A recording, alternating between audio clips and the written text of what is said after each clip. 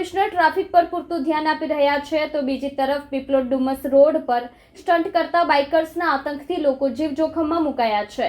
Stunt કરનાર bikers દ્વારા sport ગાડીઓમાંથી ધુમાડો કાઢી પોલ્યુશન ફેલાવવામાં આવી રહ્યું છે। વેસુ પોલીસે 2 બાઇકર્સ સામે ગુનો નોંધી ગાડી કબજે લઈ કાર્યવાહી હાથ ધરી છે।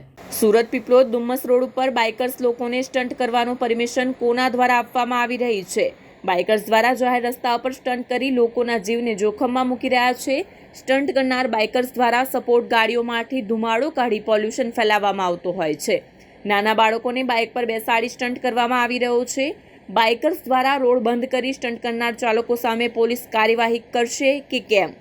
બાઇકર્સ આતંકના સમાચાર મીડિયામાં પ્રસિદ્ધ થયા બાદ વેસુ પોલીસે 2 બાઇકર્સ સામે ગુનો નોંધી બાઇક કબજે લઈ વધુ પૂછતાછ હાથ ધરી હતી। 26 જાન્યુઆરીના રોજ વેસુ પોલીસ સ્ટેશનની હદમાં વાય જંકશનથી પ્રાઇમર શોપર સુધના મગદલ્લા રોડ ઉપર એક કાર્યક્રમની મંજૂરી હતી અને કાર્યક્રમ વ્યસન મુક્તિ માટે, ટ્રાફિક અવેરનેસ માટે, બાળકોના મનોરંજન માટે હતો।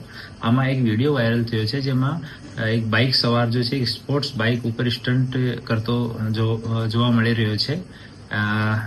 વિડીયો ધ્યાનમાં આવતા હવે વેસુ પોલીસ સ્ટેશનમાં ગુના દાખલ કરવાની તૈયારી છે।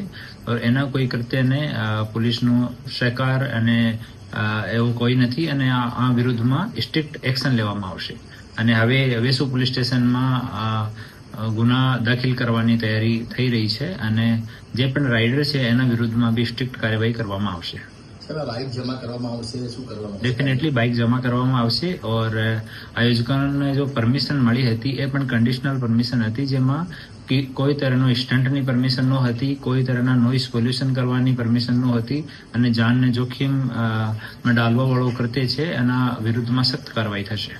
સર, બાળકોને પણ જે રીતે સ્ટન્ટની અંદર સામેલ કરવામાં આવે છે, પાછળ બેસાડવામાં આવે છે, કેટલી ગંભીર બાબત, તો કઈ રીતે કાર્યવાહી? આનો રાઇડર્સને અને કાર્યક્રમના આયોજકને પોલીસ સ્ટેશનમાં બોલાવવામાં આવ્યા છે અને એના પછી વિડીયોની જો પ્રમાણિકતા છે એની તપાસણી કરવામાં આવશે અને બીજા સરકારી સીસીટીવી પણ ત્યાં છે એની વિડીયોની ચકાસણી કરવામાં પણ આવશે।